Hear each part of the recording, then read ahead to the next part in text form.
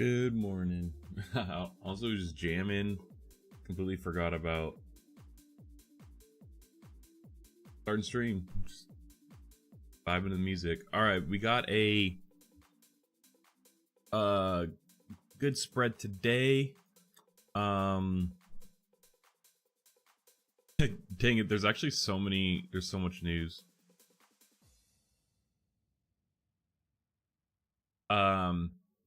ChatGPT launched shopping, which is shopping with partners, which is what Perplexity launched earlier, but it's not ads.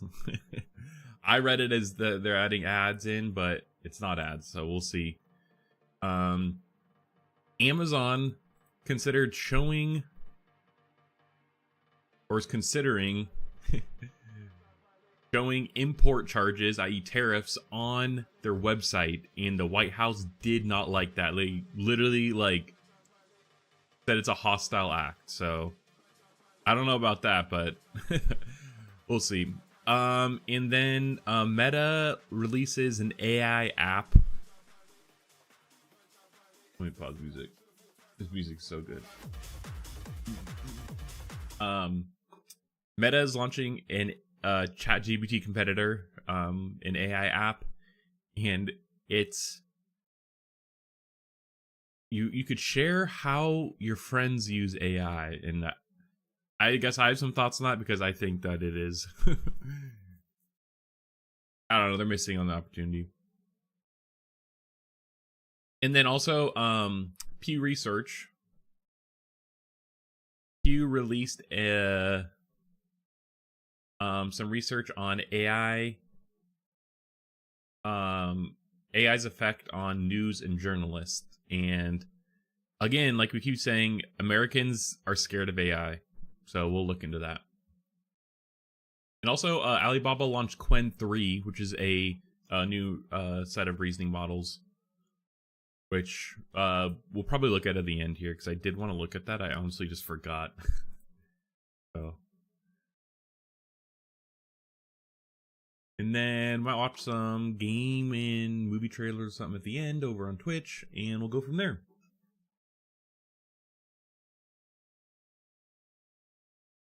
Good and ready.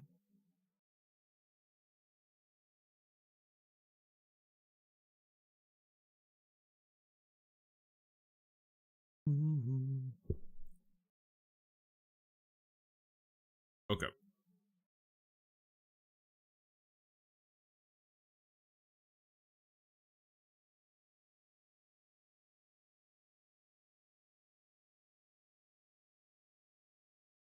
OpenAI adds shopping feature to ChatGPT search. First, let's test it out ourselves. I always like to test it out ourselves. And I'll kind of do the same thing I did Perplexity. I think what I'll do is, and it just depends, it seems like, on what partners they have, but let's shop for a keyboard. Go 4.0. Let's say I want a mechanical keyboard with, let's go specific. Let's go like, not cherry, let's go like Gateron. No. With chalk, sunset, switches, split, keyboard. No. And a columnar layout. We'll just go from there. This is pretty simple. Go find me. You have to like do anything else? I guess search. And it. If I even have it. Okay, well, that's going. Categories include fashion, beauty, home goods, electronics, and with more to come. Okay, so maybe electronics.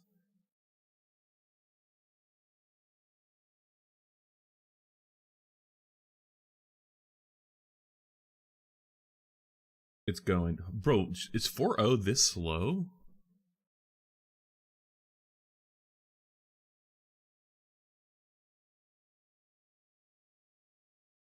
I guess 4.0 mini. OpenAI, which spends far more money than it takes in, is trying something new to staunch the bleeding. The company just announced that all users, including on the free tier, can shop from ChatGPT Search. You can now search for a product, compare options, and buy products in ChatGPT, OpenAI said in a press release. Categories currently available include fashion, beauty, home goods, electronics, expansion. Categories more to come. Okay, actually, let's look on X because I do know that they said it on X, and I'd much rather go there. Yeah, this is so crazy. Okay. Let's go. Bookmarks.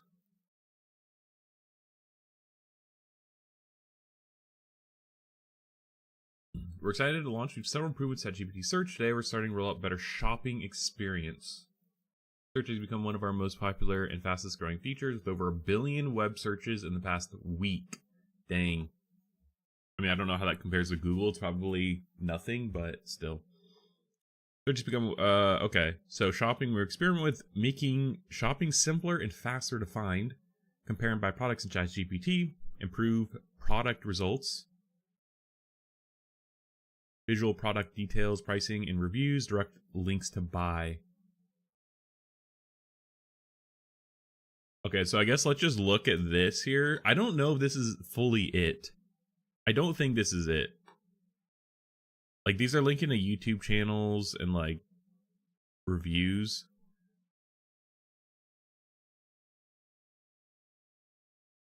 This could be a direct link. Okay, let's see what they searched. Yo, yeah, this is definitely not what came up for me. Let's see how they do, what they search for it to come up.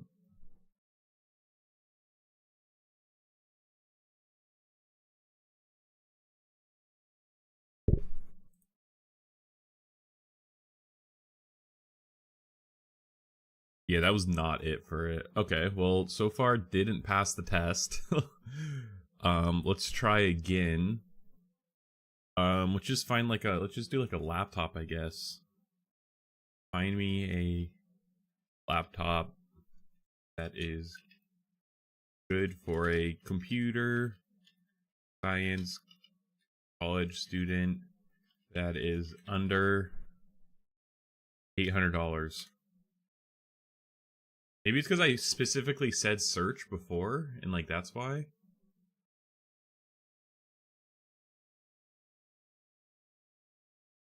Bro, tell me what you're doing, I guess. I don't know. I don't like ChatGPT search. I just don't like it. Perplexities, I like better. Even Claude, I don't know. I don't really use Claude search. I don't really use it. Let's come it up. Okay, here it's coming. There we go.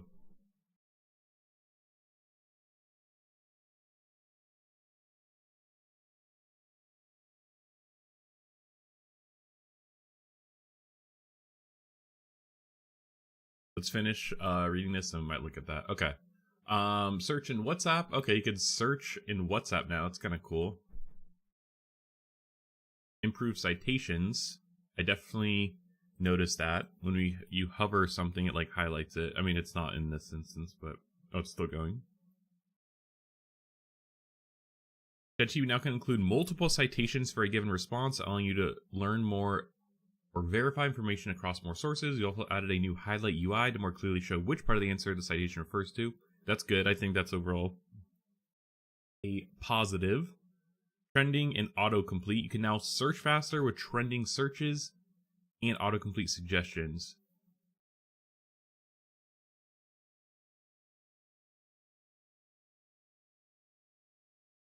Interesting. Search faster with trending searches? Not exactly sure.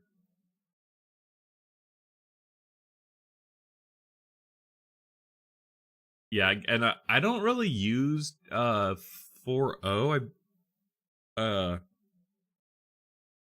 usually only use like the 03, 04 high or 04.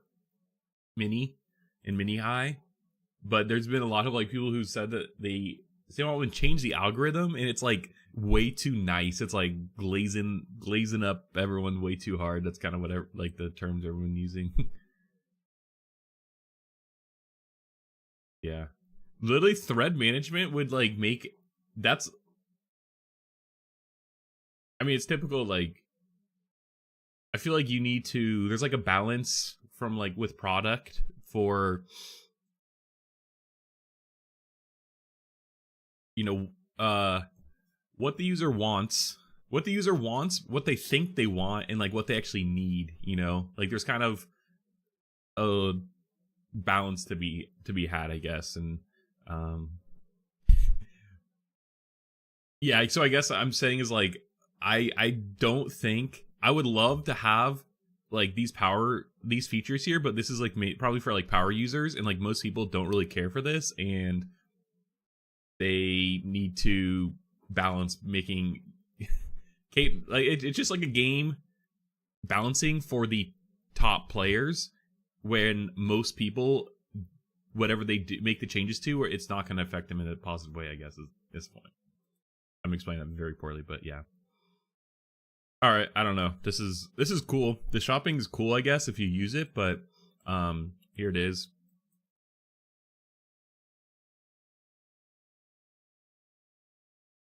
I think though, okay, let's actually think about think about this a little more critically.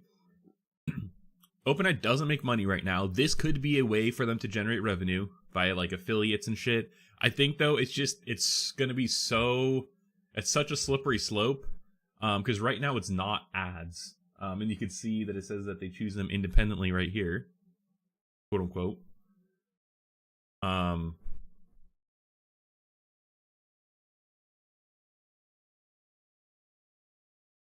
Yeah. So okay. So then if we click on this, it comes up on the side over here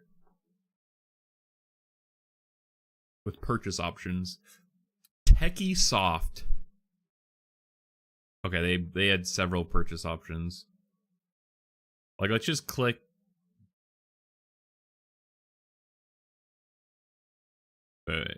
Why you might like this, what people are saying.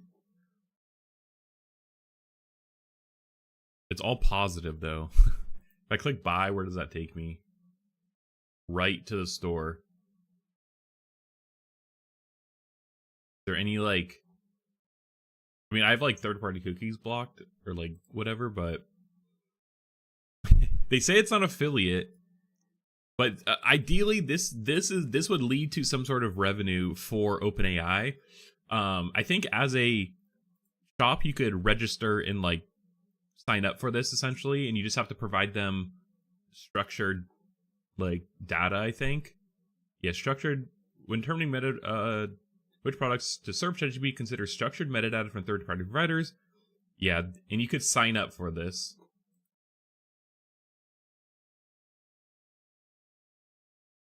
Yep, and ChatGPT searches uses Bing. We were just talking about search engines yesterday. Like, Bing is the underpinning for DuckDuckGo, and it looks like now it's like ChatGPT.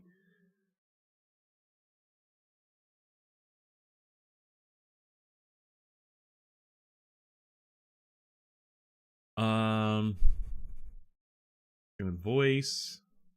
No, you could make it your browser's default search.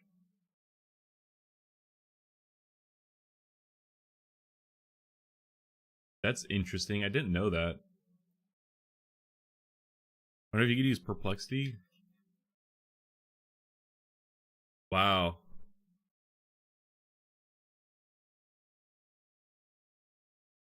I'm actually gonna add this.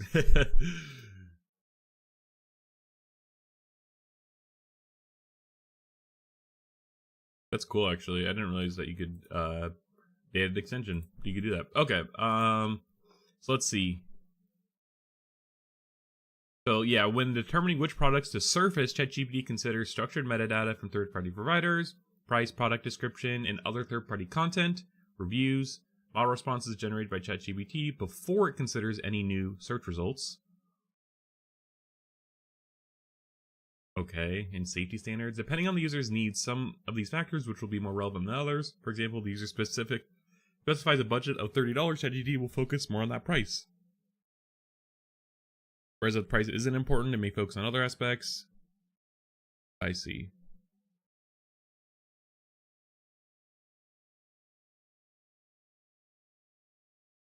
Then you have pricing. Product listings shown in ChatGPT may include prices, which we receive from third-party providers. Okay, prices shown in ChatGPT's initial response typically reflect price. When a user clicks on a product, we may show a list of merchants offering it. This list is generated based on merchant and product metadata, which received from third-party providers. Currently, the order in which we display merchants is predominantly determined by these providers. We do not re-rank merchants based on factors such as price, shipping, and return policies. We expect this to evolve. Okay. And to that end, we're exploring ways for merchants to provide us their products feed directly, which will help ensure more accurate and current listings. If you're interested in participating, complete this interest form here. Ah, okay, yeah. This is what I was talking about before. Yeah, it says product results are chosen independently and are not ads. I wonder if OpenAI will make, if like they see this, they have to see this as a revenue stream, as like eventually making money. Literally the way that I could see them making money is affiliate. So you click on a link, they get a cut of it. Direct like listing fees. So like if you're a company like and you want to get your product to list on there, you just want your products to show up in the search results, not even necessarily anything more than that. They could charge a fee, although that doesn't really seem. No, I think that's actually a better way, because otherwise it's going to come down to the opposite, where they pay to get essentially more direct advertising, like direct advertising. Right now it's kind of indirect. Or if they were to have a fee, it would be indirect, but I guess right now it's more voluntary. And I guess if you think about Google's like, it's just like they harvest all the data, and themselves, they scrape all the data themselves. And I'm sure there's some things you could work with, but then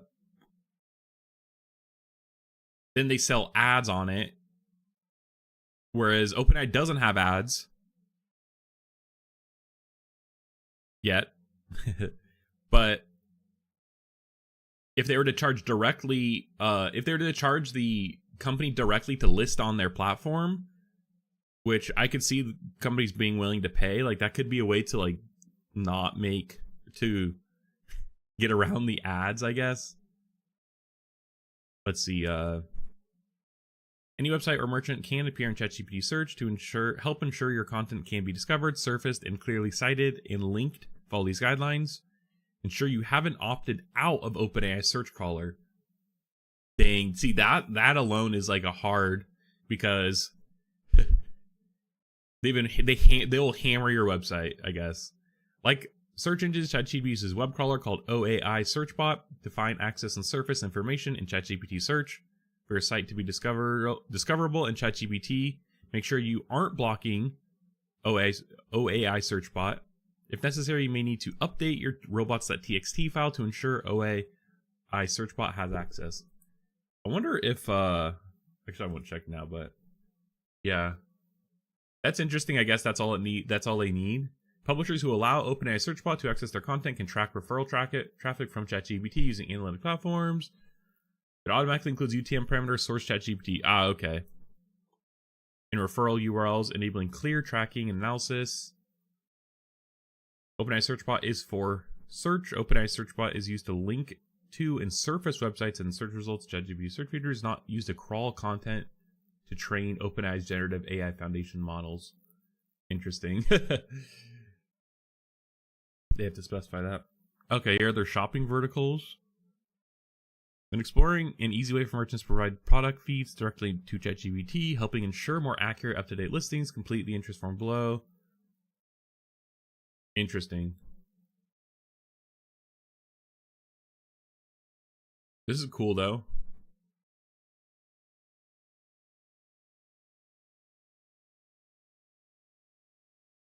Tools.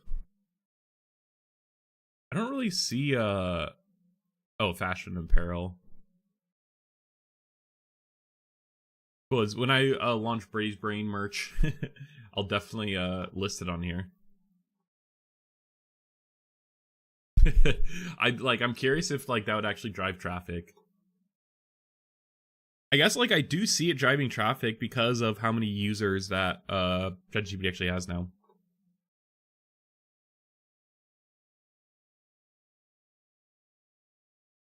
Interesting. So it's cool. Okay, let's finish reading this.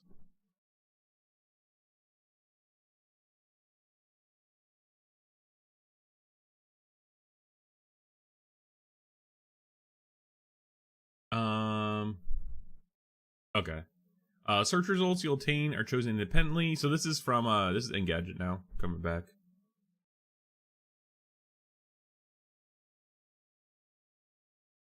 Independently are not ads the company promises. The updates are available in 4.0 and are rolling out to ChatGPT Plus Pro free logged out users. Along with shopping, OpenAI introduced search in WhatsApp, enabling users to send WhatsApp messages to ChatGPT to get up-to-date answers and improve citations. Okay. Trusting ChatGPT for accurate shopping advice may be a risk.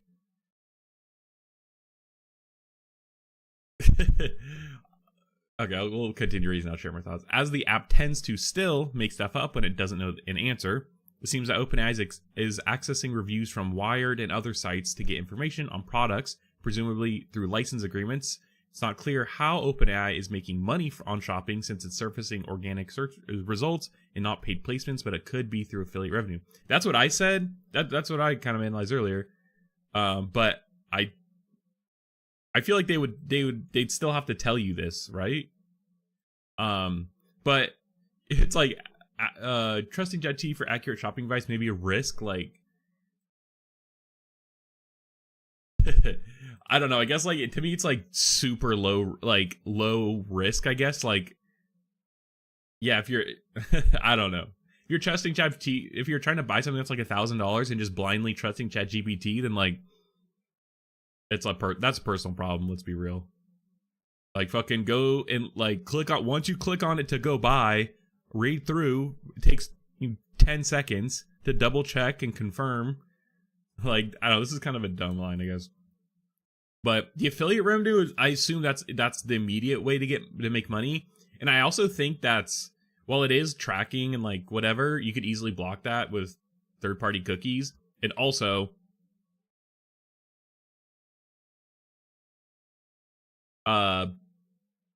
it's better than just direct advertising, I guess. Like, I don't know.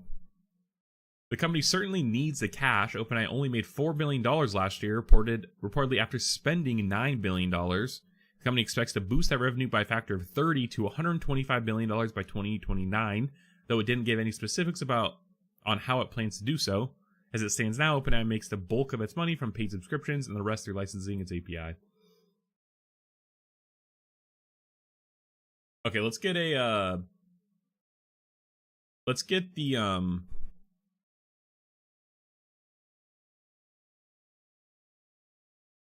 search engine roundtable. Like industry opinions. And it's like ChatGPT search gains shopping features, not ads. Which is I saw that and I was like, oh, okay. I didn't know. I thought it was gonna be ads, and I literally my title was ChatGPT has ads now, and then I was like, okay, these aren't actually ads. OpenAI's begun rolling out shopping. Okay, you can see a brand like Walmart and some smaller name retailers listed as buying options. Okay, this is what we saw already. Via Wired, who interviewed Adam Fry, the ChatGPT search. We just read Wired's article. All right. In a pre-launch demo for Wired, Adam Fry, the ChatGPT search product lead at OpenAI, demonstrated how the updated user, experience could be used to help people using tools. Okay.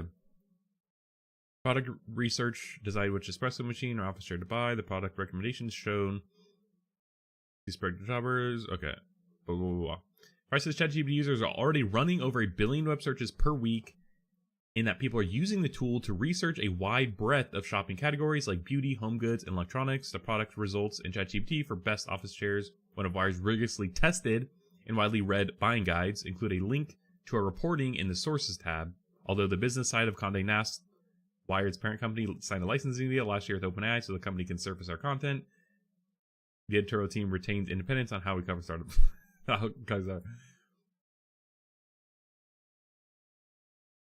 Interesting. So the company can surface our content is such a weird way of saying it. It almost makes it seem like it's an paid ad. I kind of want to. I do need an office chair really bad. Fuck me, bro. But it's like $500. It's also like, I guess, like if you do compare about or if you do think about how much time I spend in it, like it's probably, I've literally never had a good office chair. Like the nicest one I've ever had was fucking like one from Costco, like the gamer one from Costco. I need a better office chair. Okay. The new user experience of buying stuff inside of ChatGPT shares many similarities to Google Shopping.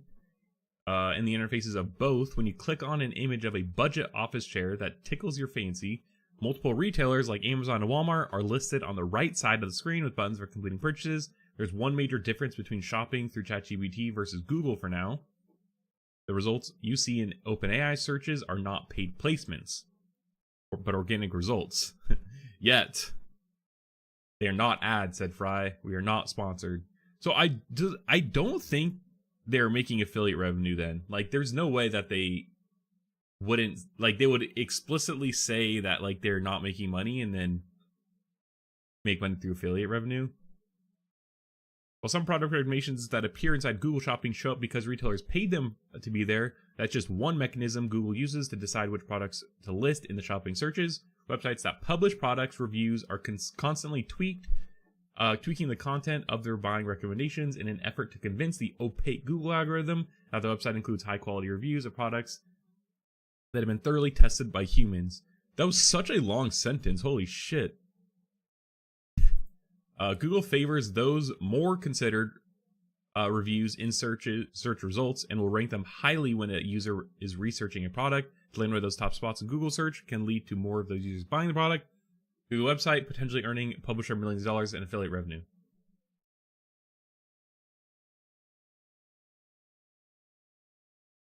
That was like, okay, let's this is like such a loaded paragraph. Websites that publish product reviews are constantly tweaking the content of their buying recommendations in effort to convince opaque. Oh, I see. So they're essentially saying why someone like Wired or someone like the New York Times or like any publication that has like these recommendations here, they are constantly tweaking these to get them to show up in the top search results because they get an affiliate. So like when you click to buy this, they get a cut of that. And so them trying to have their their reviews surface in Google search ultimately will make them more money. But there's actually been a lot of controversy around this in that Google actually kind of ruined the algorithm and actually like, you know, like whereas like Wired and shit, like these are like this could be a paid ad for Wired itself, I guess. Or like, you know, like there could be some relationship with this chair, I guess. That's not that's nefarious. I.e. Wired, you know, they get a bigger affiliate cut, some bullshit like that, whatever, where Google punishes generally, or at least the new way they determine what is important for shopping, they kind of punished smaller content creators who actually are independent and are not paid kind of by the actual companies themselves to push products. Those guys got, you know, their shit kicked in, I guess, from Google's new algorithm changes. So that's what there seems like they're trying to say here. And that's kind of, I mean, it makes sense, but yeah. It sucks though if you're like trying to make it with like reviewing stuff. I know like there's like an air purifier reviewing website.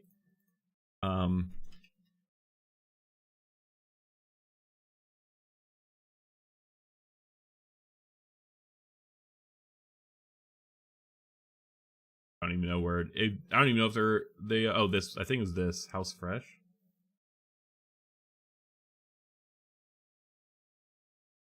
Yeah.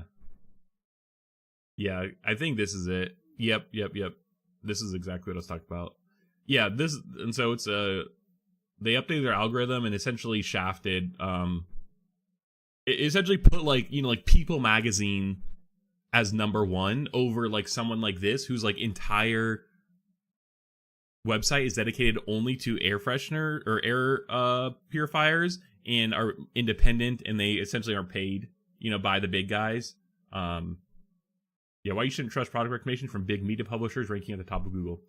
Anyway, so this is essentially what Wired was explaining here, and that's what people try and do to get their reviews to be the top search results, so then people go and click on it and make money.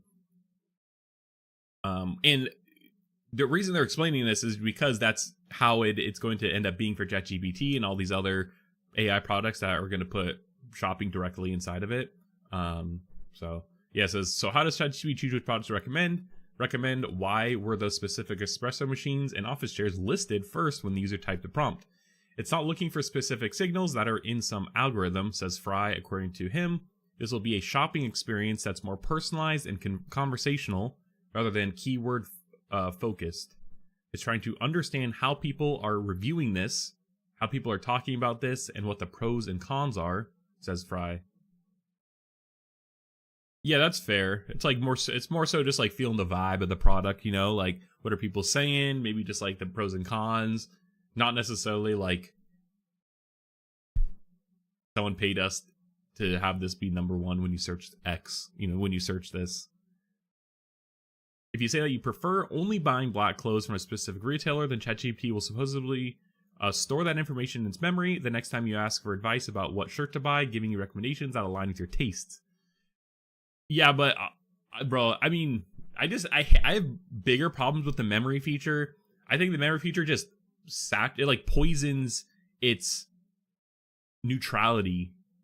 Like it always wants to put in shit from its memory into things that is not irrelevant. Like I'll ask for like an idea, but it's like, oh, you said in the past that you like this, so let's make this one thing entirely like this one thing that you said you liked. And anyways. To me, it seems like this would, like, the memory in shopping would just be like a annoyance. Just like, bro, I'm telling you what I want right now. Like, don't like try and make some, you know, connection that doesn't exist. The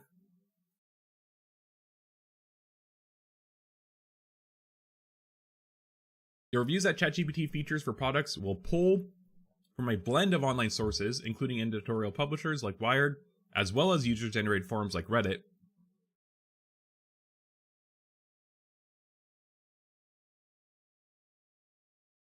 I guess we're kind of back to square one. Like, actually, let's test this out. Let's look for an air purifier and let's see who comes up.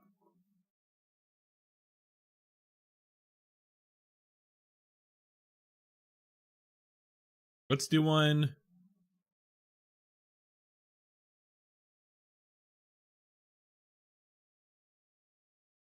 Because, like, realistically,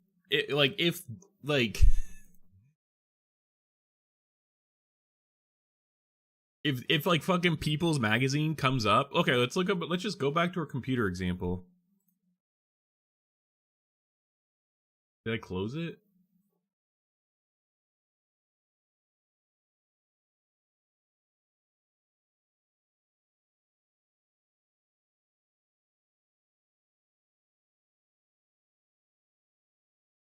So it's sources.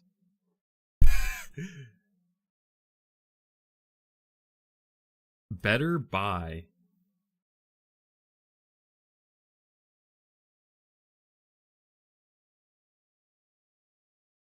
What? Whoa, I don't want that. I get, like, it says citations. Did it quote itself?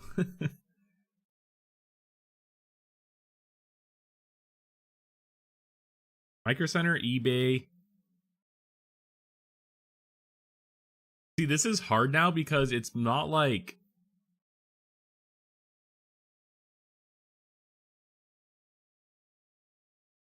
Okay, so it's like Windows Central. Heartland Computers Inc. Better Buy. These are just like the direct shopping links. Okay, so yeah, okay, yep, here we go. This is exactly what I was looking for. ZDNet, Engadget, like these are the big publishers. PC World, it's literally doing exactly what Google search is now. It's just taking from the big guys like CNET, like bro, fuck CNET, bro. Laptop Mag, that one might be okay. Like PC Mag, like it's all just the top guys, you know, like ZDNet. So we're kind of back to square one. So let's look at an air purifier, for example. An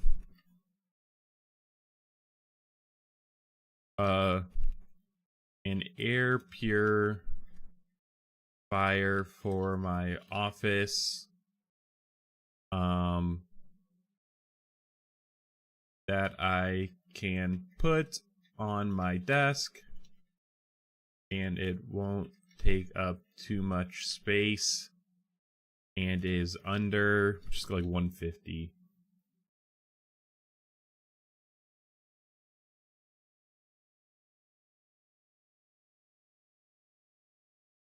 And I guess I'm looking for here is ideally it would be this House Fresh website, but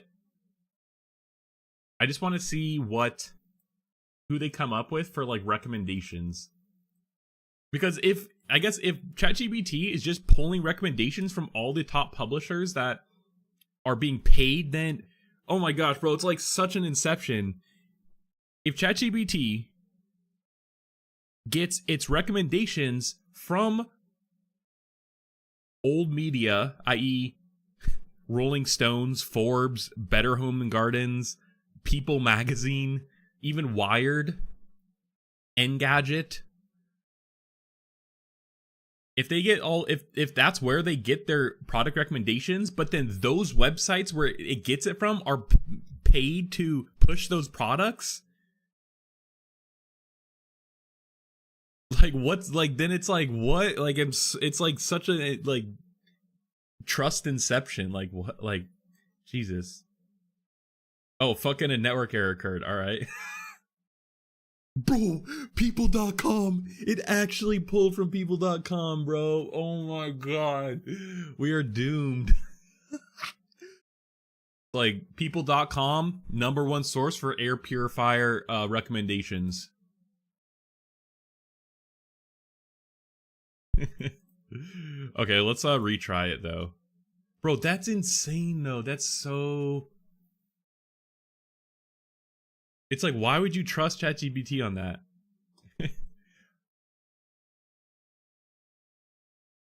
Let's actually, I'm actually gonna do the same thing in Perplexity.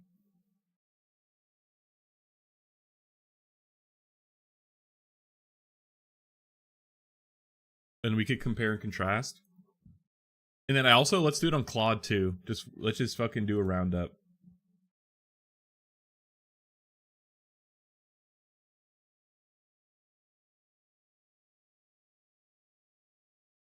Okay, gonna say, yeah, web search.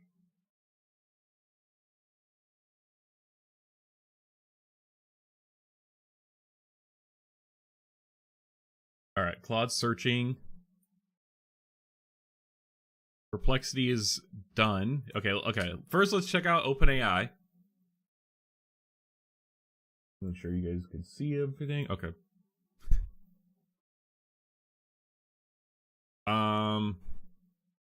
Okay, let's just go to here. Bro, it's exactly this screenshot. You can't even make this up. Real simple. It's right here. On here. Wired. Levoit? Who's Levoit? Do they make air purifiers? Okay, Levoit makes them, so like this is fine. People Magazine. Oh my gosh. Better Home and Gardens. Like, bro, it's literally this picture. It's like, it's so ironic. Oh my gosh, that sucks. Like, that's crazy. Come on. Yes, House Fresh showed up. Thank goodness. Thank goodness, at least one fucking, like, you know, independent. Okay, now let's check out Perplexity. Theirs, I think, is less... Theirs is just more direct, it seems like. And also, their shopping has been more mature. It's been around for a few months now, I think. They have... They use House Fresh, but they also use ZDNet, Wired, PC Mag. But theirs is a little bit better, if I'm being honest.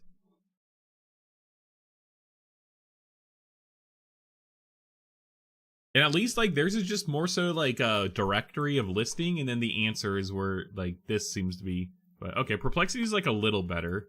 Claude is likely... Claude's, like, not even close. But also, look, yeah, literally, NBC News, Rolling Stones. Okay, they pulled House Fresh, too. But, like, Tom's Guides. Like, these are all the big legacy guys. Interesting, okay.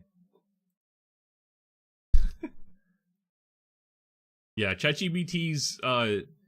my conclusion is that ChatGPT's shopping feature is just regurgitated bias from legacy media, i.e. Wired, Engadget, Rolling Stones, People Magazine, your number one trusted source for air purifier shopping, Wired Magazine, Real Simple. Like, it's a sham. I'm sorry. It sucks.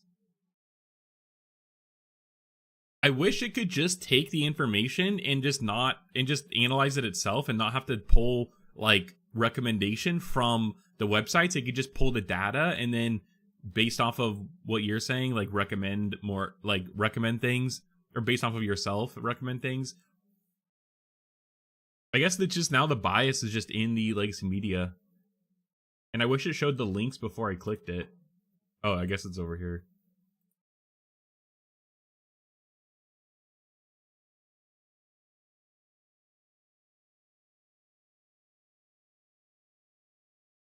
This just isn't loading. There we go. Oh, okay, that's interesting. It actually seems like it's generating it on the fly. Like, it's still generating, like, right now. Air purifier first. Okay, that's good. Look, negative.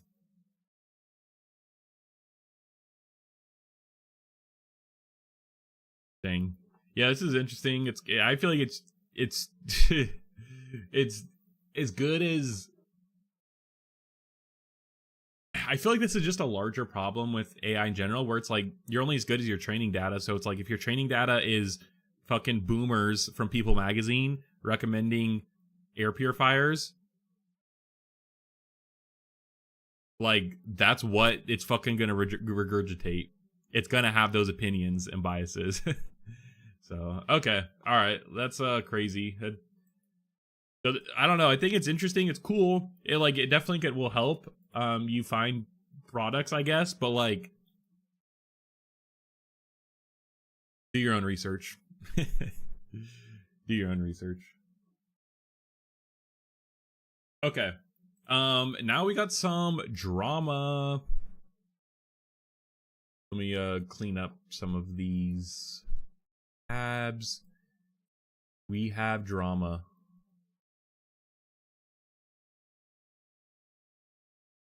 Amazon was considering displaying the tariff price on product listings. Which, to me, and I think there's two sides of this. It's like kind of a double-edged sword, as most things are, but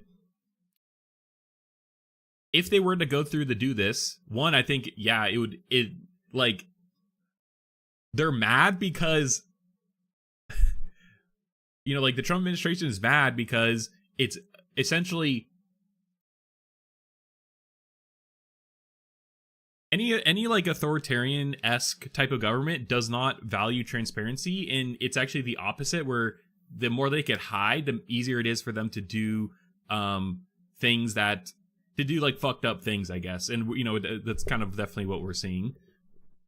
So, I mean, any sort of transparency they would not like. The fact that a big tech corp and someone who has been trying to and Jeff Bezos isn't the CEO anymore. That's just of Amazon, but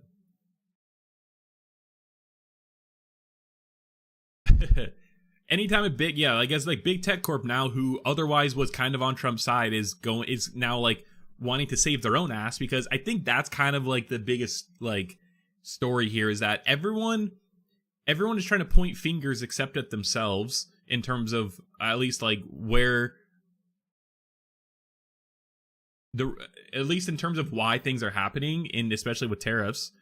You know, Trump administration wants to, you know, paint it as like a positive, but it's hard for these corporations who are effectively taking not only the blame, but like the brunt of the consumer sentiment of, you know, the like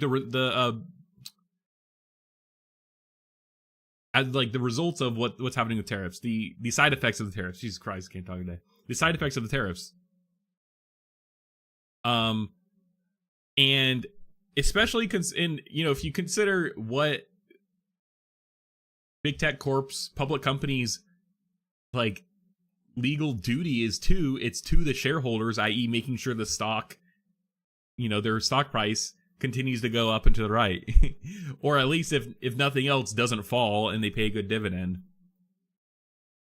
And with the current economic conditions as a result of the administration's policies, i.e. tariffs, these companies are struggling, especially anyone that has to do with retail and it needs to source products from overseas, i.e. tariffs. And so you wouldn't blame, like, you know, I wouldn't blame Amazon for essentially just being like, listen, we can't make money. Like we don't want to do this. They did this to us. Like, this is what is happening, in them showing how much it's going to cost extra in tariff prices. Like, that's literally, like, why would Trump administration not want that? I mean, you know why they don't want that, but it's like, this is what you're doing. Like, it's not like you could hide like, it's not like it's not true. That's exactly what's happening. But now here's the kicker. Here's where I think it could go the other way too, where it could benefit Amazon and big tech corps and just big corps in general.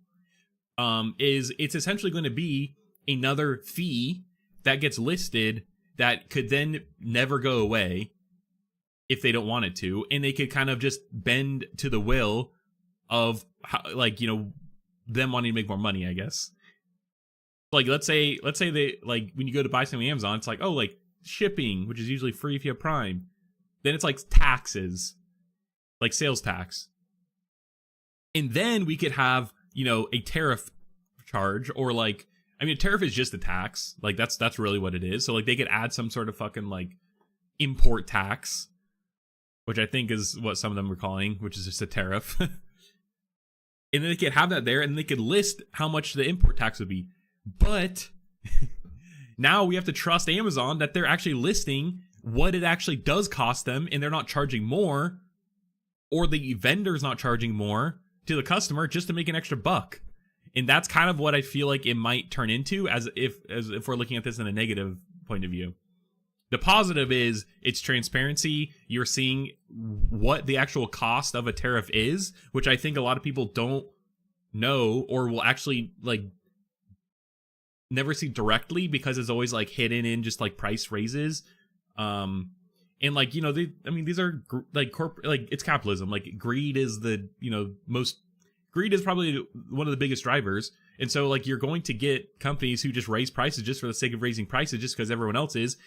And we actually see that, we saw that before, because that's exactly what happened the last time around with tariffs. When Trump imposed tariffs on washing machines, dryer prices also went up, because they're like, washing machine prices are going up, so it's like, we might as well just raise the dryer prices so we can make some more buck, you know, more buck on it. Like, you know, it's just kind of a mess. There's really not any good winning route out of this. You know, it's like, either the Trump administration has to own up to their mistakes and fess up and fucking backpedal, which, let's be real, they would rather have the world economy collapse before they do that. Or they have to actually own up to it in a way that means sharing what actually is going on in like a transparent way. Like, yep, yeah, you know what, like this is what it's gonna cost, but if you just hold out with us a few more, another year or two, the prices will go down, and we, now you could see that the prices will go down because how much the tariff, like they could totally spin it another way, but like they know that that's not the case, and so they're not gonna do that. Like, anyways, let's read this short little thing here, and then we'll we got their commentary on it, and then it's actually not related. Something else Amazon related. Yeah, Project Cooper. Anyways, Amazon.com considered displaying how much import charges would increase prices on its ultra cheap shopping website. I actually didn't know it was just for the only ultra cheap shopping website. Everything still stands though. Nothing changes, in my opinion. The e-commerce company said Tuesday it considered listing the import charges for certain products on its Haul website, but said the company didn't weigh the idea for the main Amazon site, and no changes have been implemented on any Amazon properties. The possible listing drew criticism by the White House, sending Amazon shares down in the early morning trading. Which, that's also insane. Like, why would they be down? Because the White House criticized them. To me, that just shows how fucked up and like how aggressive the White House is in anyone who has any opinion other than agreeing with them. It's like people are scared now. Like, that's so fucked. That's not authoritarian. Like, what is?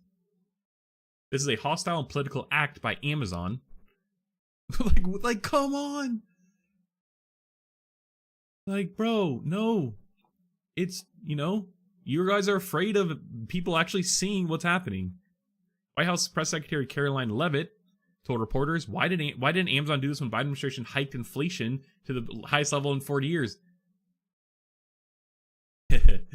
Like, this is...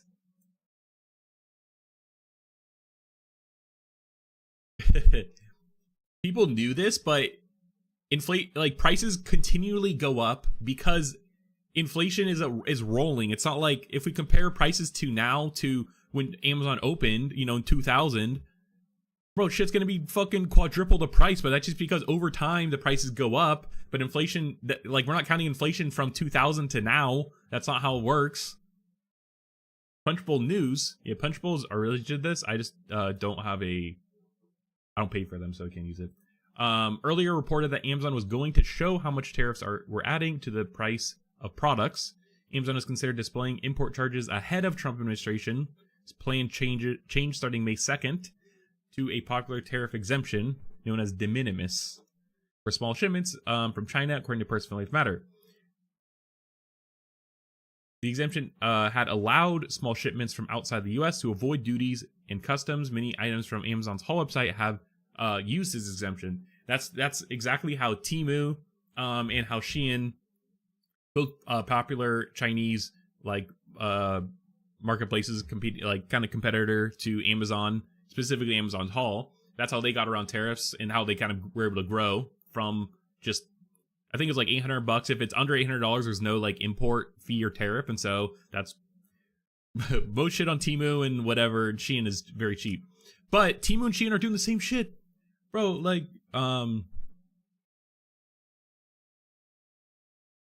They're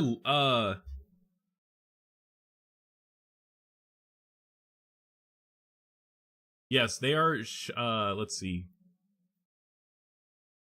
They hiked prices, but I thought they were also listing. Let's see. Chinese on-selling retailer Temu, known for illustrated prices, hitting U.S. customers with hefty import charges due to President Donald Trump's trade war. They more than doubled the prices of items on the e-commerce marketplace. A 3-pack of men's athletic shorts advertised as sale for $23.61 with free shipping came out to $56.36 after a $32 import charge. Yes, because I guess Temu is fucking directly showing the import charge too. So it's like, are they gonna fucking shit on Temu? Bro, I've never defended big tech as much as I have in the past month. Which is crazy. Okay, let's watch their Hi, Mr. view on it. Secretary. So it was reported this morning that Amazon will soon display a little number next to the price of each product that shows how much the Trump tariffs are adding to the cost of each product. So isn't that a perfect, crystal clear demonstration that it's the American consumer and not China? Yes, exactly. Who asked this? Like, he framed it perfectly. Who is going to have to pay for these policies? And he's like, not my job. He's like, Caroline? I will take this since I just got off the phone with the president about Amazon's announcement. This is a hostile and political act by Amazon. Why didn't Amazon All right, we'll just do finish. this when the Biden administration hiked inflation to the highest level in 40 years? And I would also add that... But also, inflation was like 2% more. This is 150% more. Like, for one, you know, it's like they're not really comparable. It's not a surprise because, as Reuters recently wrote, Amazon has partnered with a Chinese propaganda arm. So this is another reason. What? I need to see that. Why Americans should buy American. It's another reason why we are onshoring critical. Great, then we'll know exactly where the product is coming from. If it has tariff prices listed, if there's no tariff fee, then it's probably likely from America, or at least an ally of America. Supply chains here at home to shore up our own critical supply chain and boost our own manufacturing here. Is Jeff Bezos still a Trump supporter? Look, I will not speak to the president. Yeah, that's what I was like. That's what we were kind of starting saying earlier. It's like, bro, they fucking Bezos. Big tech has just been cozying up to Trump, and they have not. Trump has not repaid the favor. Relationships with Jeff Bezos, but I will tell you that this is certainly a hostile and political action by Amazon. And Secretary, if you have anything to add. Yeah, I would also add that the bringing down the terrible Biden inflation has been a priority for the first 100 days of the Trump administration, and President Trump has... Bro, if you replace inflation with if products increased from inflation, and then all you're doing is just now lowering inflation, but then adding on a tariff, which is significantly more, then like literally it doesn't even matter. Done a great job of leading that since January 20th. Interest rates, mortgage rates are down. Gasoline and energy prices are down. I don't know if that's how he normally talks or if he's just kind of like nervous. We're expecting the further decreases, and as Caroline said, the big tax on consumers that goes unnoticed is deregulation or regulation, and we are deregulating and bringing that down. So he's not wrong, but again, they're giving way too much onus to the corporations, expecting them to just like lower prices when they've just been when they're sitting almost just not going when they're sitting very cozy and cushy right now with these like, you know, higher prices. Granted, I'm saying cozy and cushy very loosely, but you know, it's like, why would they lower prices? I guess is the point. So, you know, especially from deregulation, when like that is such an indirect, it's such an indirect cost to a consumer, because like deregulation might be like, oh, you don't get fined this year, you know, a few $1 million or, you know, whatever. Like that's like realistically like probably what it's going to be. Or it's like, you don't need, you know, 50 staff to make sure you're following this policy. You may only need 10 to 15, but like those are not going to be those are not going to come as cost cuts to the end product of what they're making. It's going to come from it's going to benefit those who either hold stock in the company or shareholders, and that's really about it. Because why would Microsoft be like, oh sweet, we just saved them, you know, $100 million due to this deregulation, let's give a discount to our biggest customer. It's like or let's lower the price of what it cost for Windows, or let's not put ads in Windows now. So since we now like made this other money somewhere, like it's just not going to work like that. It's really not. It's literally it's borderline Reagan level trickle down economics, which has been proven to not work. You know, it's like it's them wanting to benefit all of their rich friends and all of their kind of elite style, all of the, you know, like elite style party. Like I don't know. It's kind of sad Household for like the normal American household. income point of view was unnoticed is deregulation or regulation, It's and so we are quiet. deregulating and bringing that down. So, you know, from a household income point of view, we would expect real purchasing increases. We've seen them over the first 100 days, and we would expect that to accelerate. We are doing peace deals, trade deals. Like he just said, like lowering household incomes. We know for a fact that tariffs have a direct impact on increasing spending for household incomes, just for the fact of, you know, they impose the tariffs. I've seen it range from like 1,200 to like several thousand in estimation of like a family, of like a household cost from tariffs per year. Tax deals and deregulating, and the deregulation is a longer lead time, but I think by the third and fourth quarters, that's really going to kick in. Bro, third quarter is soon. Bro, that's insane. That's insane.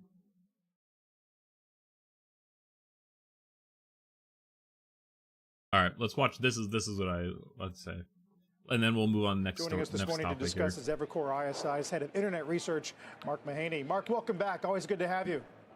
Hey, Carl. We can talk some fundamentals in a second, but this whole story is sort of a reminder of the difficulty in navigating some politics right now, yeah? That's a nice way of saying it. Well, politics and economics. So, one, as far as I could tell, there wasn't any act.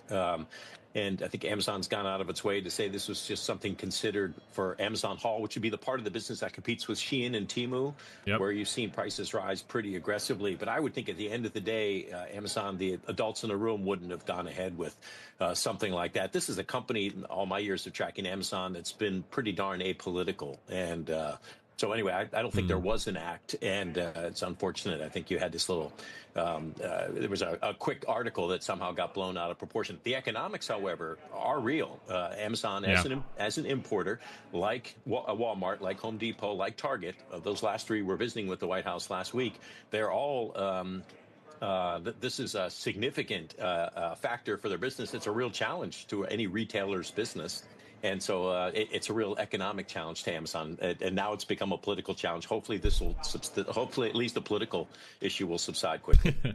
Maybe if you could expand on that further, Mark, because you know Amazon often on a quarterly basis doesn't move on what it sells in its retail marketplace. It moves on the cloud business or the advertising business or what it's doing on AI. So if it is really material to the economics of the story, what are we looking at, and how much does it change your estimates? So I don't know how it's going to change estimates. It's a real unknown. There's a lot of different ways Amazon can handle this. They have a basic decision to make. If these tariffs are going to stay in there for a long term, they're either going to have to eat price, or they're going to have to lose eat price, eat margins, or lose market share. What do you want to defend? You want to defend your market share, in which case you got to keep your prices where they are, or not allow them to rise as much as competitors will, or are you willing to defend your margins and lose market share? Knowing Amazon, they're going to defend market share, 10 out of 10 days. Yeah, because I think realistically, Amazon doesn't. They make AWS, Amazon Web Services, print so much money that like until this passes, they could likely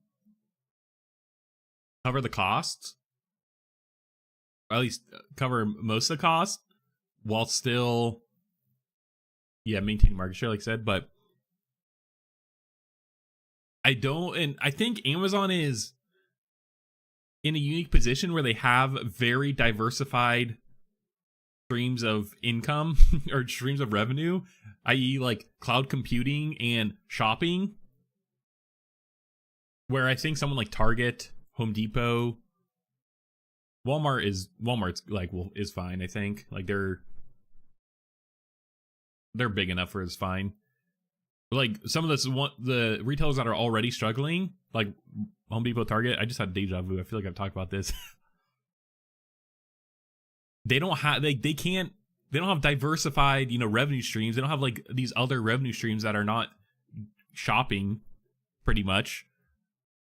At least they don't have the majority of theirs that isn't shopping. So it's like they're kind of screwed. They can't really cover the cost like Amazon would to defend their market share. So I wonder if this could even be an opportunity for Amazon, where they maybe raise prices just a tad bit lower than most other places because, one, they could afford it. I.e., more they raise prices less than what Target would, or Home Depot would, even Walmart, and then they just eat the cost by shifting money from AWS, whatever. Like, they make so much money that's like, I think it's fine. I could be completely wrong. That's just my like high level analysis, but yeah, that's interesting. Could be an opportunity for Amazon. So I would imagine that we've had a great margin expansion story at Amazon Retail the last 2 or 3 years. That's one of the reasons the stock's up. Also AWS, but one of the reasons there's been this retail margin expansion. But if that retail margin expansion story is at least over temporarily because of tariffs, I think that would be a negative factor for the stock. So I think that's where investors would expect Amazon to get a little bit more cautious and when they give their guidance for the balance of the year or for the next quarter in terms of the margin outlook. That's where people are going to look for the tariff impact. You do have a list of companies that you believe are exposed to discretionary, Shop, Airbnb, Expedia, Etsy, eBay, as well as advertising, Snap and Roku. Does Amazon make either of those lists? Yes, it would. And that's so at the end of so there's not only the economic costs associated with tariffs, but the question of whether it destroys demand or negatively impacts demand. That's a better way of saying it. And yeah, if prices really rise 30%, across the board for retail, people are going to pull back. And Amazon is so large as a company. Amazon sells to all classes of Americans and people around the world too, but across the U.S., so they would have exposure to high income, middle income, low income consumers. So yeah, you would expect if the prices are forced to be elevated, and Amazon can only eat so much of that price increase, you will see some negative demand impact, and that'll hurt revenue. Amazon may not be as completely discretionary as travel names.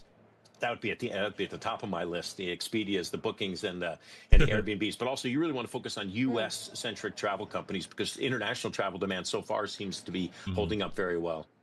Do you think that's interesting? At the top of my list, the Expedias may not be as completely discretionary as travel names. Increase, you will see some negative demand impact, and that'll hurt revenue. Amazon may not be as completely discretionary as travel names, and Amazon can only eat so much of that price increase. You will see some negative. Yeah, that's interesting.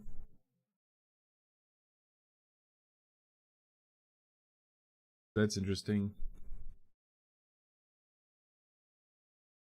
Demand so far seems to be holding up very well. Do you think it'll impact other parts of the business where if they are facing a demand shortfall on these higher prices, they might have to pull back on all the spending they're doing on data centers and that they're doing to invest in the more sexy stuff? I don't think they will, Sarah. I don't think Amazon. I made the same prediction for Google. I don't think they'll cut back on their CapEx plans when it comes to AI and other parts of the business. Yeah. I mean, Amazon, I don't think would change. I don't think we're going to get AI a different CapEx number than that 100 billion plus number they've talked about for this year. And by the way, a lot of that's retail. It's not just AI-driven CapEx. I think they're long-term investors in their own business. They're long-term operators. I think Amazon would be perfectly willing to take near-term margin hits, but they're not going to steer away from their long-term investment plans, their CapEx plans, unless there were a dramatic deterioration in the economy. But unless we see that, I think Amazon's going to stay the course in terms of their CapEx plans, their spend plans. Yeah, I think that's the interesting part now is like, they say that like if they lose market share, if they raise prices, like anyone else then who would then be gaining any market share would be losing money though, likely. Like, okay. I guess I'm thinking, let's say Amazon raises their prices 15% and then Walmart raises them 20%.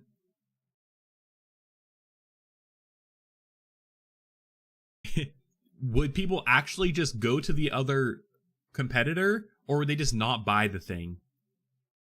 I think they're like, I wonder what the price is, like what the actual like ceiling is for what people, when people would just not actually need the thing, because I think there's definitely some level of like, I need fucking toilet paper, you know? It's like, you can't not buy toilet paper. I guess you can if you're a bidet bro, but yeah, you know, you get my point. It's not like you could just like go, you know, hop or like you're gonna have to hop around if you want to find cheap toilet paper, but it's not like you can't not buy it. But you know, if I need a Bluetooth speaker and it's like hell expensive, I just might not buy Bluetooth speaker instead of trying to find the cheapest one, I guess is the point. So I guess I wonder what percentage of customers are just not going to buy the thing that they otherwise would have bought, and then what percentage is actually going to jump to just find the cheapest price. I think more people are going to lean to not buying the thing now. And I think we haven't even really seen any of the actual tariff effects yet because of fucking, it's still ping-ponging. Like, we still, like, every day there's, like, some new exemption. So it's like, I don't even know what's actually being tariffed at this point, if I'm being honest. Yeah, we haven't really, like, seen any downstream effects yet, necessarily.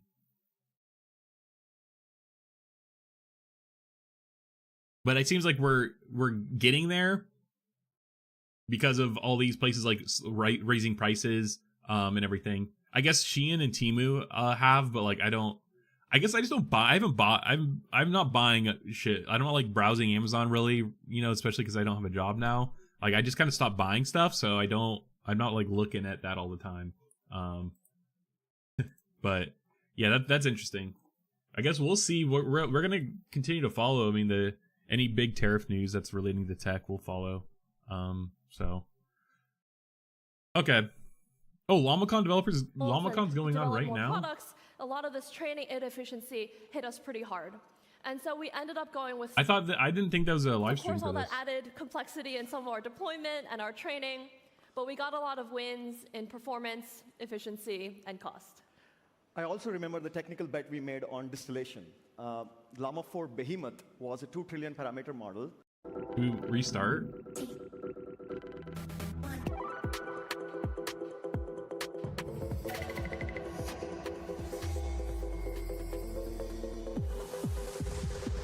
Catch up.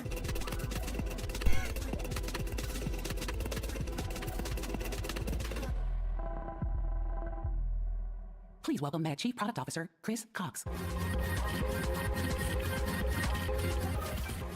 right, welcome everybody to LLAMACON.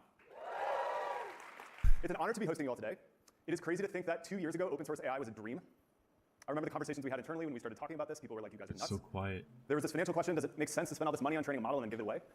There was this priorities question, is this going to... All right, we'll look at the highlights. We're not going to sit here and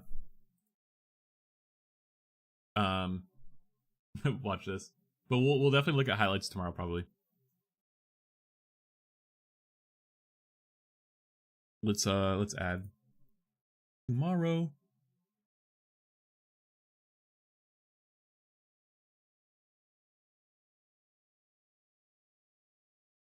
LLAMACON.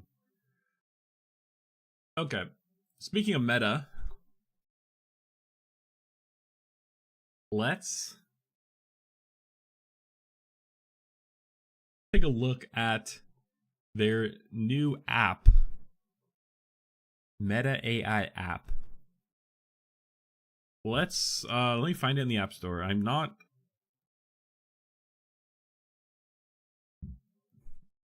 don't really care to use it. Meta AI.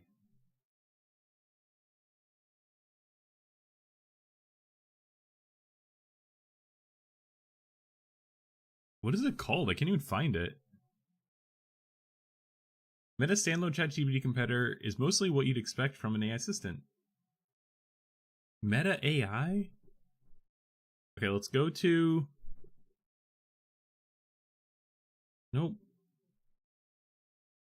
Go to Instagram. Developer. It just says Instagram. It's not. Meta platforms. Here we go. Meta AI. It literally does, like, I literally searched for Meta AI and it doesn't even come up. Talk to your AI, personal AI assistants. Get tailored answers, advice, and inspiration. AI glasses. It's 53 in photo and video. Yeah, it's like open Meta AI and just start talking. Set up your AI glasses, go hands-free, get inspired in remix prompts. Free edit and restyle images. Help with projects, homework, and more. Customize your voice experience.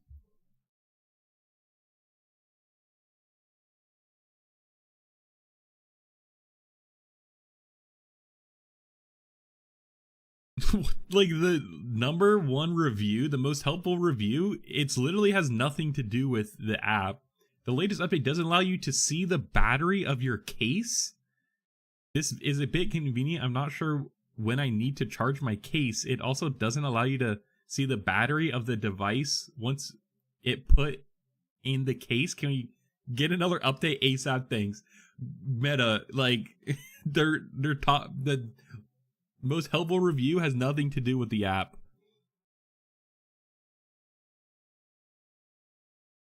What the fuck are these reviews? Please allow us to control the light feature. Would be awesome to use it as a flashlight. Oh, because I think you need this app to use the glasses. And so people are probably talking about the glasses that they're wearing using the app.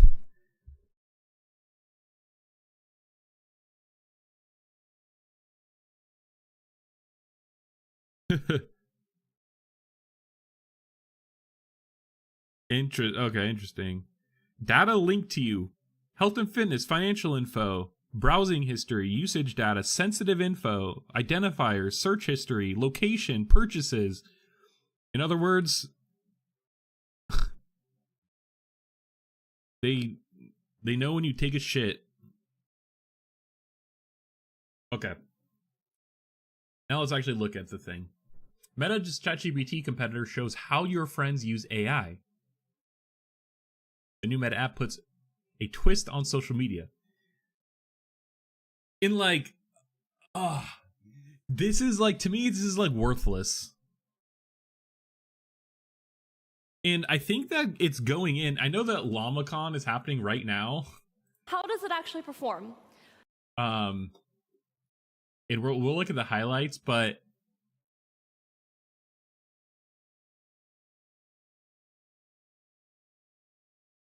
they're using social media, or using the AI for like entertainment, which I think is like just the lowest hanging fruit. But I just feel like it's like you need something that like gets people excited and also builds trust.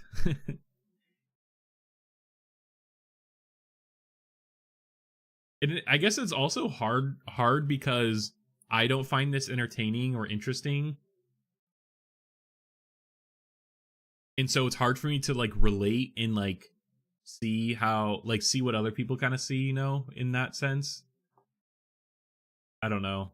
Okay, let's just read and then we'll just figure out.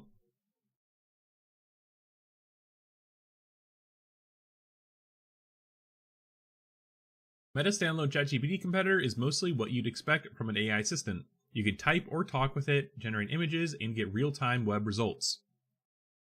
The biggest new idea in the Meta app is its Discover feed, which adds an AI twist to social media. Here you'll see a feed of interactions with Meta AI that other people, including your friends on Instagram and Facebook, have opted to share on a prompt-by-prompt basis.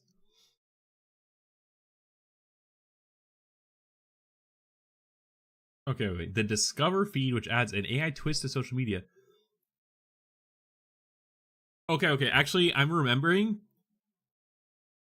Meta adding this Discover feed in their app seems like it's almost a direct competitor to what to OpenAI's theorized social media app.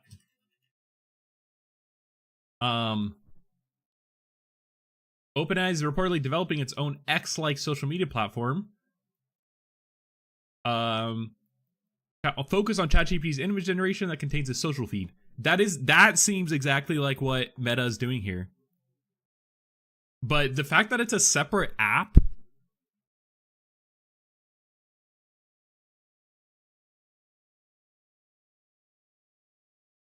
yeah, what the I'm like, I might be overthinking it, but why? Like, it is a separate app. My overthinking is like, what if this is some long con in them wanting a separate app? No, actually, I was like, them wanting a separate app through something with like antitrust where like they corner the market. If they have a separate app that's like just for this thing, it's like more plausible deniability for them in the future or some shit. Like, that's kind of what I was thinking. But like, I actually feel like it would be better if it was built into its existing apps already. And that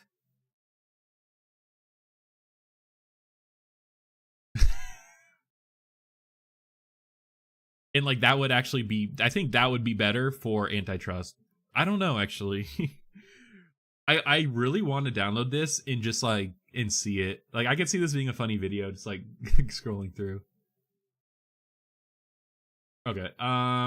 Here you'll see a feed of interactions with Meta AI that other people, including your friends on Instagram and Facebook, have opted to share on a prompt by prompt basis. Okay, so like it's likely like after every like prompt or something, they're like, oh, do you want to share this? You can like, comment, and share, or remix these shared AI posts into their own. The idea is to demystify AI and show people what they can do with it. But then why make it a separate app though? Why are they making a separate app? Like, that is like they clearly, I'm sure they would like to build a separate ecosystem or a standalone like Meta AI thing, like the metaverse that's like outside of Instagram, WhatsApp, whatever. I mean, I could see the value in that, especially if you want, if considering that they make money on advertising, them having a specific app for AI could be more targeted. It could be better for like targeted advertising. Like it's like it's only AI. It's not like it's mixed in on Instagram or Facebook. And I think that could give advertisers more clarity. Like, maybe they don't want their ads showing on some certain AI generated shit. And if some random user posts it on Instagram, they may or may not know it's AI generated, and then their ad might be shown, or I don't know.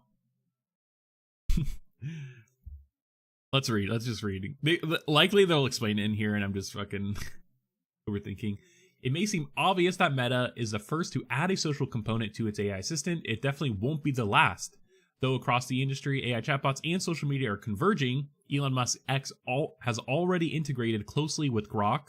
OpenAI, meanwhile, is planning to add a social feed to ChatGPT. Yep, that's what I was talking about earlier. Now, Grok and X is actually a good example, and we were kind of talking about it yesterday on stream.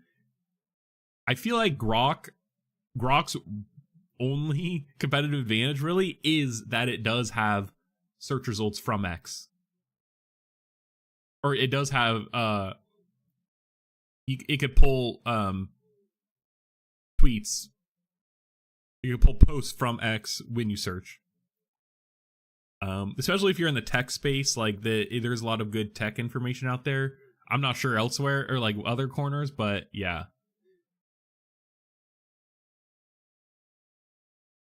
And I never used Meta AI besides Llama. Like Llama running like locally or via API somewhere. But I could see that being I guess I don't think of Facebook as like a place to go to like, or Instagram to like learn something or the same value I would get like on X, I guess.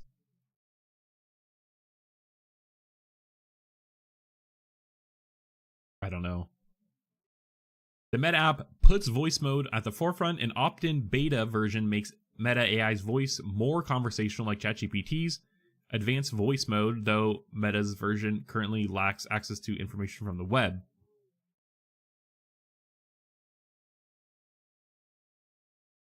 What? Wait. What's even the point of searching with it? His opt-in version of voice mode is based on the full duplex AI research model that Meta has published. It's designed to enable rich synchronicity in the form of quick and dynamic turn-taking, overlapping speech, and back-channeling. During a brief demo, there was noticeable difference in the level of personality that full duplex mode conveyed versus the standard voice mode, but normal and full duplex. Okay, what the fuck? Like, yeah, okay.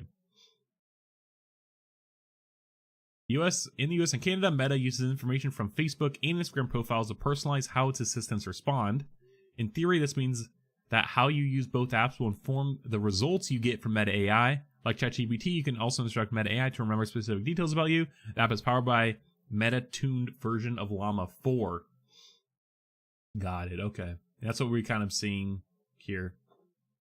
However, he really lit up when I explained to him that he could talk to it about Dungeons and Dragons. Hands are here. Okay, great. Yeah. But he, he loves D&D. It's like his favorite thing in the world. He's got his D&D friends. But then most other people he don't know anything about. Like, do they realize that LLAMACON, like, they're talking to developers, I guess, it's like developers. Everything about D&D.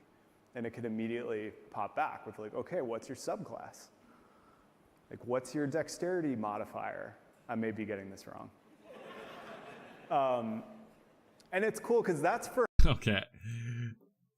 I guess it feels so bad when like they're like cutting edge technology, like best AI models, largest context window, like blah, blah, blah. And it's like, haha, like funny llama talk about D&D. It's like, come on, you got to sell it a little more than that.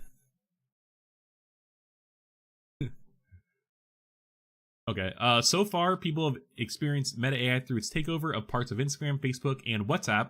Meta expects the majority of its usage to continue coming from places like the search bar on Instagram. He said the chatbot has reached almost 1 billion users this way, though he acknowledges that a standalone app is the most intuitive way to interact with an AI assistant.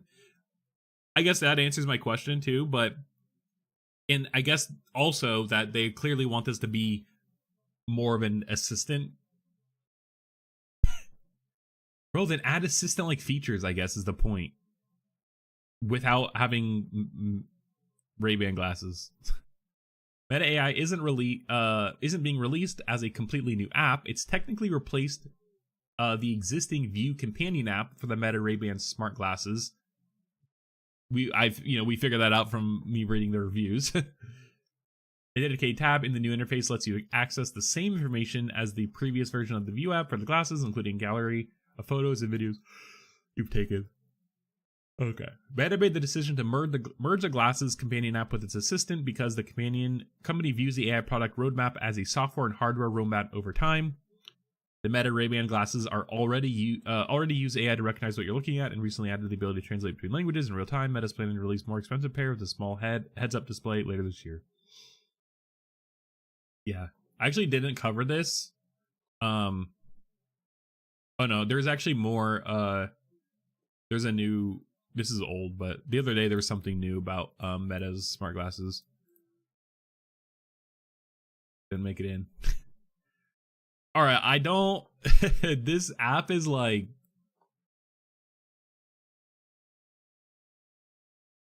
It's good for people who like maybe want to use AI, but like feel like ChatGPT is too much. The only way I could see this, we actually might watch this here. The only way I could really see this being super beneficial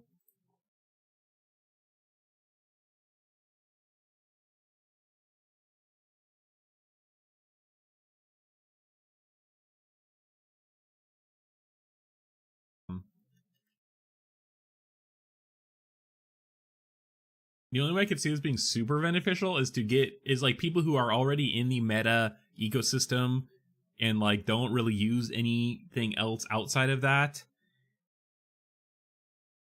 And this is just like an easy, like, oh, I already, I use this in Instagram search or Facebook search or whatever.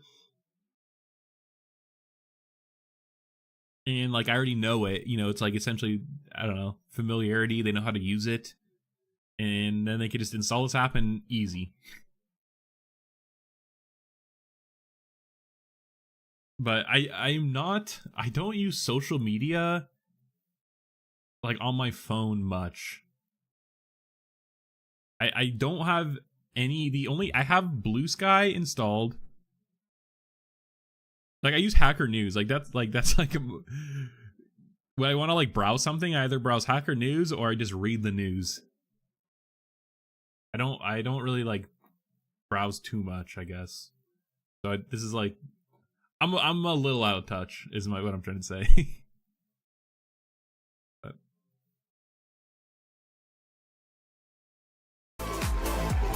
Okay.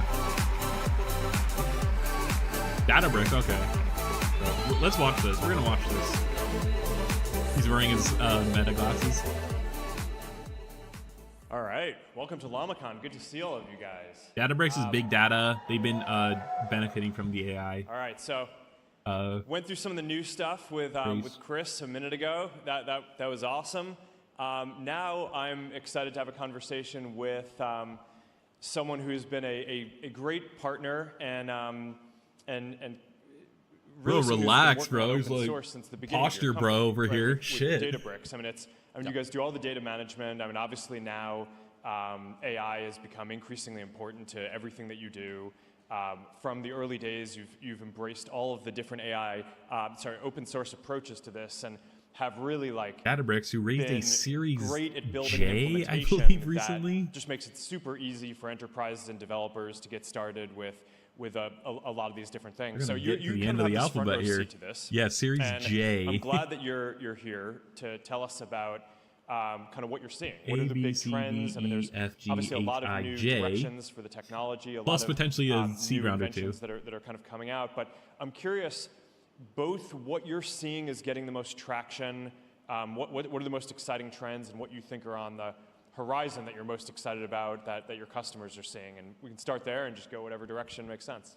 Awesome. Yeah, thanks so much for having me. Super excited about this. It's an awesome event. Yeah, I mean, it's just the rapid progress is crazy. I think we kind of maybe lose sight of it. I think the most impressive thing is, I think Llama 3.1 was a year ago. Last year. A little less. Yeah, and that was 405 billion parameter model. And then soon after you guys released 3.3, the 70B model was just as good as the big one. So it's like you get like these smaller and smaller models that are better than way bigger model a year earlier, and that just unlocks lots of new use cases because that puts pressure on price. Prices come down, and that unlocks new use cases that were just not possible before. Yeah. New architectures. So we are super excited. Okay, come on, guys. Let's like talk because that again lets you go a little more faster and cheaper with more intelligence. So that again unlocks a lot of use cases. So that's super cool to see. The context length getting bigger and bigger. That also unlocks new use cases where you can just put whole things in the context of these models. So there's just, coding, I'd be missed to not mention that. Yeah. I mean, I would say just a year or year and a half ago, software engineers were not really affected by AI. And now it's just completely transformed what people are doing. And then, of course, we have agents. So, could go on and on. Yeah, so are there any particular success stories that you're seeing from developers who are using Llama or any of the other open models on Databricks that you think are kind of inspiring and interesting to share? Yeah, I mean, there's like thousands, tens of thousands, if not even more. Okay, then share one. Okay. Yeah, literally, bro. All right. I mean, one that I like is Crisis Text Line. And Crisis Text Line, what they do is they use Llama, and they've customized it to be able to sort of detect, people who want to do self-harm or suicide, and they can detect that, and it can sort of help people that call into their lines. And, it's all, it can detect what's going on. It can give you sort of risk scores. I think just last year, they've had over millions of conversations with people, that were in crisis situations. And, thanks to it being open source, you can also customize these. It gives you opportunities. Like at Databricks, we can develop techniques that really can customize it and let them monitor and kind of like improve the quality so that you get those. Because, That's like an important use case. You don't want to get things wrong. All right, this is fucking corporate propaganda. Let's be real. There's no substance here. So like, come on, is really, guys. really important. You don't want to have false positives. You don't want to have false negatives. So I think that's like, something that would not have been possible a few years ago.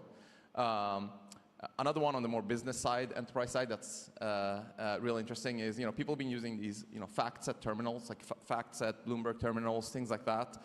And on these, you have to analysts type in these queries over the last 20 years, fact-set query language. So if you want to see how stocks are doing, you have to enter these complicated things.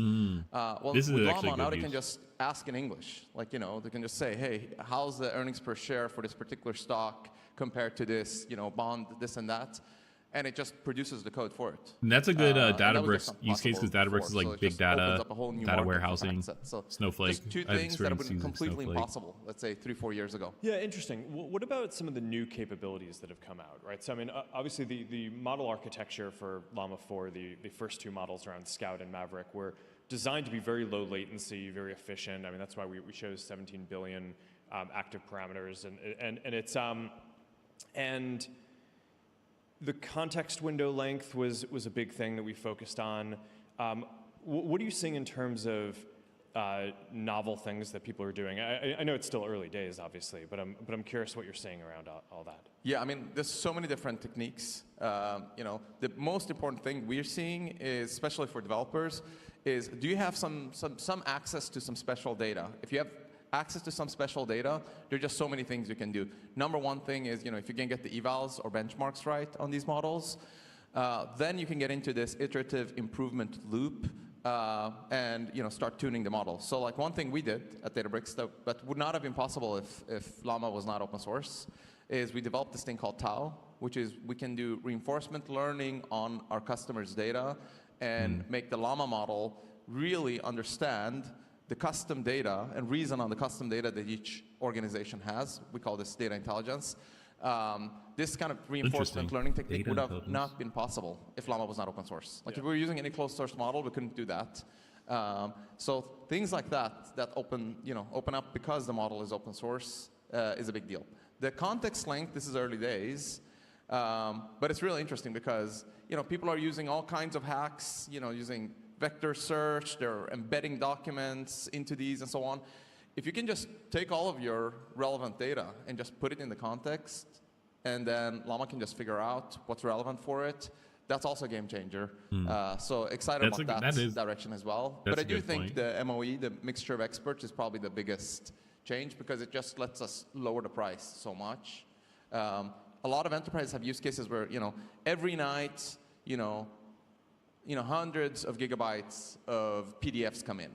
And we want to just extract all this information from the text automatically, which, by the way, also includes vision, right? It needs to be able to understand other modalities than just text. My previous company, we spent a lot of time, because I worked in business intelligence, but we also housed automation. Because as business intelligence, we would go and collect data to then find things to automate in internal processes. And a lot of it was, if we had something that could read, this was, a year ago. If we had something that could just like read screens, documents, everything, and have it then translate to text and then use that text to then input into forms and like ERP software, it would like save, we could like essentially fire our entire payroll team. That was like to extract pictures and things like that. And so like that's a direct, like that's a very real use case that a lot of people have, especially also considering that we used a lot of overseas partners and they would work at night when we weren't there. And so it was like, because of, we need things to do done at night, just like he's saying. So I don't know. It's a good use case, I guess. And now we can do it. Services. Yeah, I mean, I'll tell you the most surprising thing for me that I saw from Llama is like, okay, you guys put out the bigger ones, they're super smart. And we're like, oh, as a company, we're going to make a lot of revenue on the big models. But the biggest surprising thing I've seen is they distill down and they use the smallest possible, humanly smallest model they can find.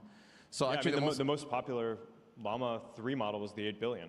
Yeah, 8 right? billion. And we'll build, I mean, Yeah, I mean, we released the Scout and the Maverick ones, right? The 17B experts by, how many of our experts. But I mean, we're working on the big ones. We talked about Behemoth, but we're also working on our internal, I don't know, the temporary code name is Little Llama, but we'll see what we actually end up calling it. But I think that's going to end up being a really popular thing too. Yeah. Yeah. I think the smaller ones, I mean, the big ones are important because they have the intelligence and people are using Databricks to distill them down. I wonder if they're on. And yeah, you're right. They use RAG. They put the relevant data in there. They use Qwen 3. Holy shit! But there's so many of them.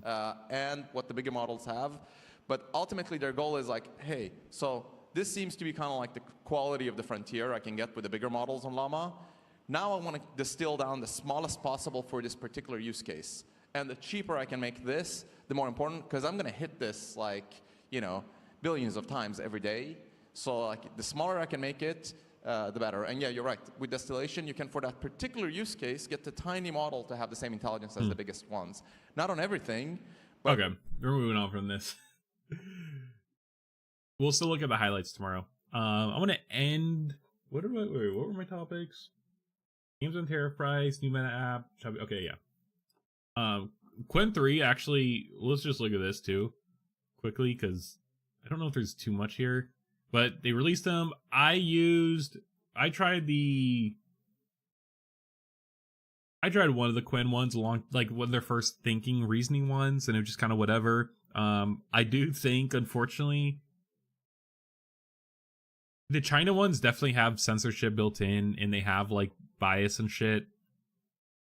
DeepSeek, though, I think it was still good. I mean, I thought DeepSeek was still pretty good. But like, I guess if you wander into a wrong corner, it'll stop you. I'm banned from DeepSeek, so I used a burner email. I asked about COVID, then they banned me, and then I couldn't make a account. Then they banned burner emails, and so I couldn't like make an account with another burner email. And so I was like, "Fuck." Okay, Chinese tech company Alibaba on Monday released Qwen 3, a family of AI models that the company claims can match and in some cases outperform the best models from Google and OpenAI. And the Qwen models have been very good. So, like, I do believe that they are good. Most of the models are, or soon will be, available for download under open license on AI dev platforms Hugging Face and GitHub. They range in sizes from 0.6 billion parameters to 235 billion parameters. Parameters roughly correspond to the model's problem-solving skills, and models with more parameters generally perform better than those with fewer parameters. It's like disclaimers when taking medication. The rise of China-oriented models like Qwen have increased in the pressure on American labs such as OpenAI to deliver more capable AI technologies. They've also led policymakers to implement restrictions aimed at limiting the ability of Chinese AI companies to obtain chips necessary to train models. So these models are hybrid. They can take time to reason through complex problems or answer simpler requests quickly. Reasoning enables the models to effectively fact-check themselves, similar to models like O3, but at the higher cost of latency. Yeah, it takes longer. Which, to me, I think I'd have no problem waiting if the answer is going to be more accurate and just better. Seamlessly integrated thinking and non-thinking models offers flexibility to control thinking budget. Interesting. The Qwen team wrote in a blog post that design enables users to configure task-specific budgets with greater ease. Some of the models also adapt a mixture of experts architecture, which is what these guys were just talking about here. But, most organizations, they don't want to do everything. They want to like do this thing repetitively again. To kind of hear. That's what Llama takes in, where it kind of routes the question to the best expert. And the expert might be like a certain field, like medical. So like if they thinks that what you need an answer is the medical expert could give you the best answer, then they'll kind of route it to this and only like wake up that part of the model when like it needs to, I guess. And so there's a bunch of experts. It can be more computationally efficient for answering queries. Yeah, because you don't need to like use the entire, like, you don't need to infer like everything in the training data when asking a question. You could instead now just like wake up an expert that closely relates to what the user is asking. It can now be more efficient. MOE breaks down tasks into subtasks and delegate them to smaller specialized expert models. Yeah. The Qwen 3 model supports 119 languages, Alibaba said, and were trained on a dataset of over 36 trillion tokens. The company said Qwen 3 trained on a combination of textbooks, question and answer pairs, code snippets, AI-generated data, and more. These improvements, along with others, greatly boosted Qwen 3's capabilities compared to the predecessor Qwen 2, Alibaba said. None of the Qwen 3 models seem to be head and shoulders above the top of line recent models like OpenAI. OpenAI's O3 and O4 Mini, but they're strong performers nonetheless.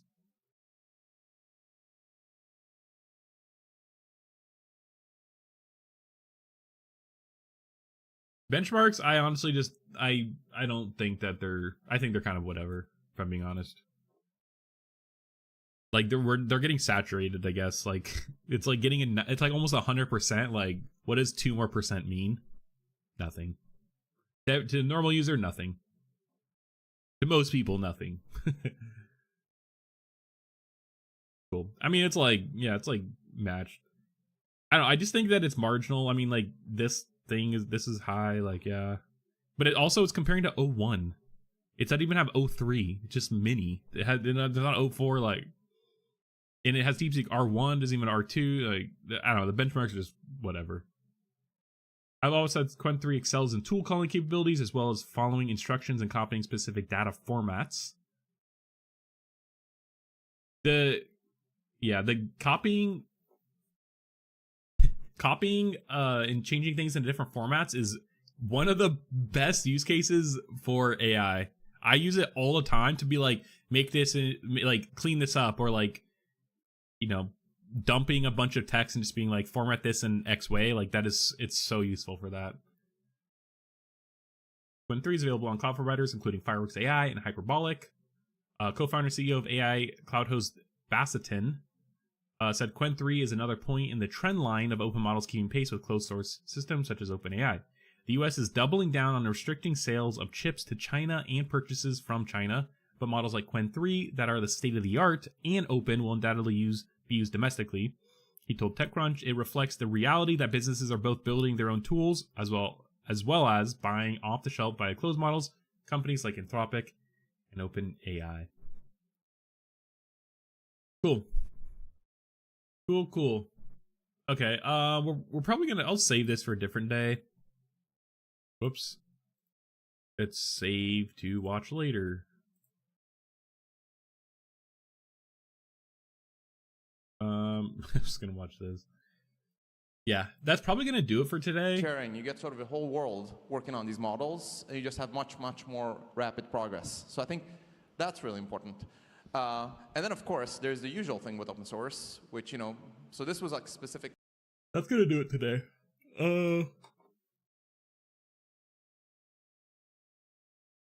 Let's.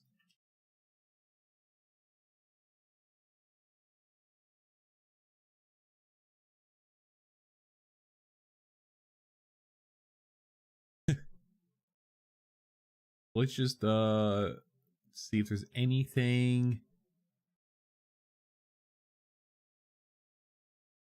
crazy that popped up. Oh yeah, Duolingo said that they're gonna replace contract workers with AI. Kind of falling in line with Shopify CEO. I think that's cool. I don't think it's a bad thing.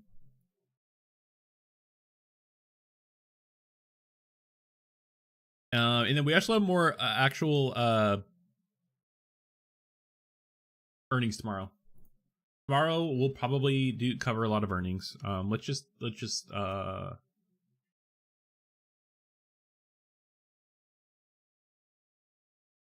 take a quick look. Yeah, aftermarket. We already had Spotify. We actually had a lot of these already. Yeah, we had Spotify, we had UPS. Oh, FICO. General Motors. Corning. Glass. But tomorrow, I think we have Microsoft or someone. Yeah, we have Microsoft, Meta. Those are aftermarket, so after close.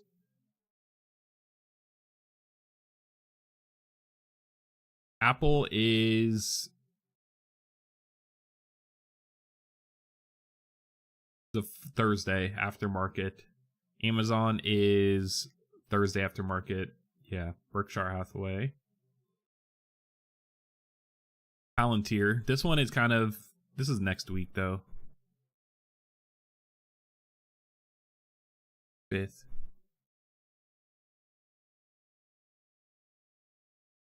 Donald's, Qualcomm. That one will be interesting to look at. That one is tomorrow. Yeah, we'll cover. Oh, and also MicroStrategy. They're the first, but they're like Bitcoin. And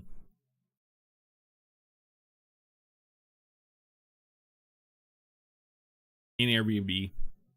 Yeah, we got a lot. So we'll do this probably tomorrow and Thursday will be earnings, and likely no stream Friday, so we'll cover anything else on Monday. But we'll see. Okay, cool. Thanks everyone for tuning in and hanging out. Tomorrow we will do any earnings that happen, and we will also look at any LLAMACON stuff and any other news that comes out that's interesting. So appreciate everyone showing up and hanging out. Subscribe on YouTube, follow on Twitch. And we'll be back tomorrow, 9 a.m. Pacific. See ya.